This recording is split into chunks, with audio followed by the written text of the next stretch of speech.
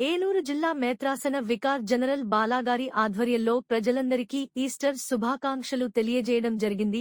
ఈ కార్యక్రమంలో జంగారెడ్డిగూడెం విచారణకర్తలు కళ్యాణ్ కుమార్, బొరంపాలెం విచారణకర్తలు rural and father BV Prasad, Kamavarapukota విచారణకర్తలు రెవరెండ్ ఫాదర్ పీటర్ మరియు రెవరెండ్ ఫాదర్ భూషణం, ఇటలీ పాల్గొన్నారు.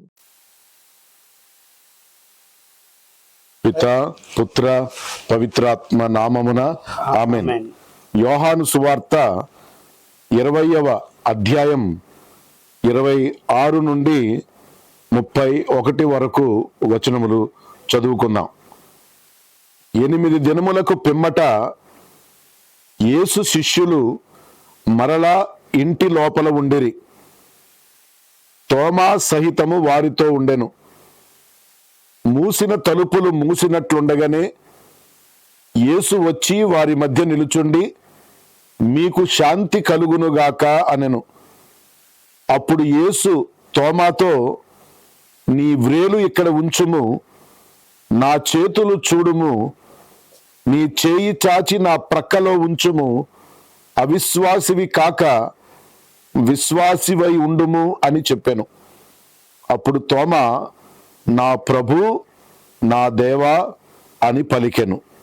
నీవు విశ్వసించినది నన్ను చూచుట వలన కదా, చూడకయే నన్ను విశ్వసించువారు ధన్యులు అని యేసు పలికెను. యేసు మరెన్నియో సూచక క్రియలు శిష్యుల ఎదుట చేసెను. అవన్నీయు ఈ గ్రంథమున వ్రాయబడలేదు. యేసు దేవుని కుమారుడైన క్రీస్తు అని విశ్వసించుటకును, ఈ విశ్వాసము ద్వారా ఆయన నామమున మీరు జీవము పొందుటకును ఇవి వ్రాయబడినవి.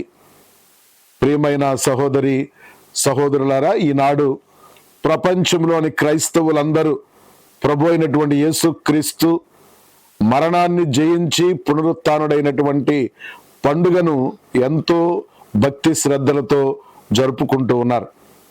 ఈ ప్రాంత ప్రజలు నిన్నటి రోజున పరిశుద్ధ శుక్రవారం నాడు శిలువ యాత్రలో పాల్గొని ప్రభు అయిన యేసుక్రీస్తు యొక్క మరణాన్ని ధ్యానించుకున్నారు. ఈ అర్ధరాత్రి నుంచి మనం ప్రభు యొక్క ఉత్థాన వేడుకలలో పాలు పంచుకుంటూ ఉన్నాం.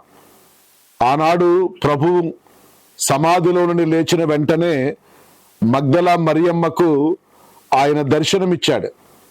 ఆ తరువాత పేతురుకు, యోహానుకు, అనేక మంది శిష్యులకు ఆయన దర్శనమిచ్చాడు. తొలినాళ్లలో ప్రజలందరూ కూడా ప్రచారం చేయబడినటువంటి ఒక విషయాన్ని గురించి ఆందోళన చెందారు. ఆ విషయం ఏమంటే, యేసుక్రీస్తు సమాధి తెరవబడిన తరువాత ఆ సమాధిలో ఆయన దేహం కనిపించలేదు కాబట్టి, ఖాళీ సమాధి దేనికి సంకేతం అంటే ఆయన శరీరాన్ని ఎవరైనా దొంగిలించి ఉంటారు అని.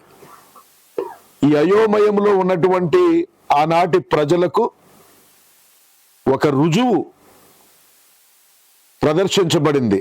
ఆ రుజువు ఏంటంటే, ఉత్థానుడైనటువంటి క్రీస్తు అనేక మందికి దర్శనమిచ్చాడు కనుక ఆయన శరీరం దొంగిలించబడలేదని, ఆయన నిజంగానే ఉత్థానమయ్యాడని ప్రజలందరూ కూడా విశ్వసించారు. ఈ ఉత్థాన దర్శనాలు ప్రభు అయినటువంటి యేసుక్రీస్తు యొక్క ఉత్థానానికి రుజువులుగా ఉంటే మరొక సందేహం వచ్చింది.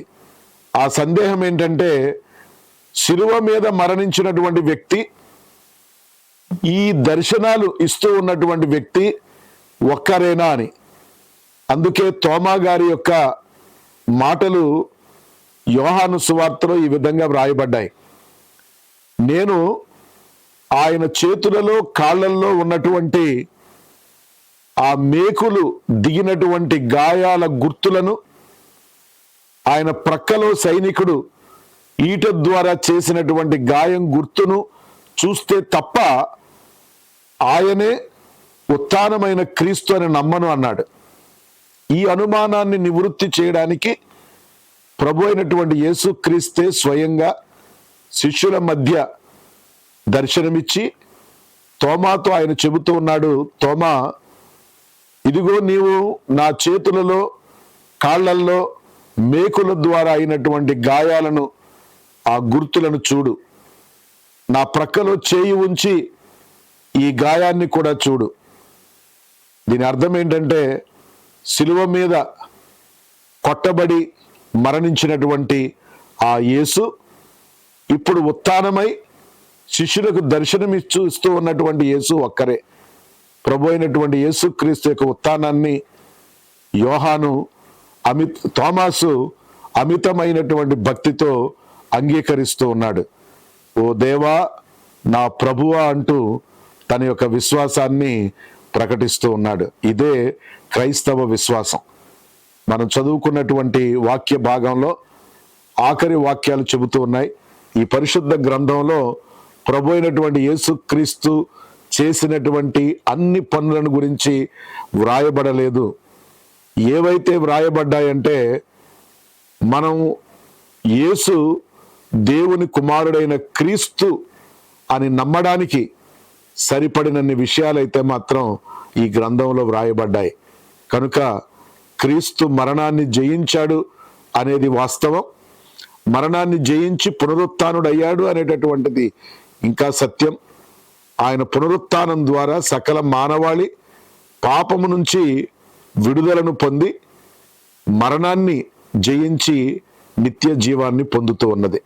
కనుక యేసు మరణం, యేసు పునరుత్థానం సకల మానవాళికి ఎంతో శుభకరమైనటువంటి విషయాలు.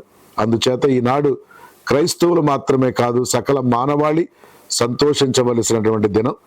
ఈ సందర్భంగా మీ అందరికీ, ఈ పట్టణ ప్రజలకు, పరిసర ప్రాంత ప్రజలకు యేసుక్రీస్తు పునరుత్థాన పండుగ శుభాకాంక్షలు అందజేస్తూ ఉన్నాను.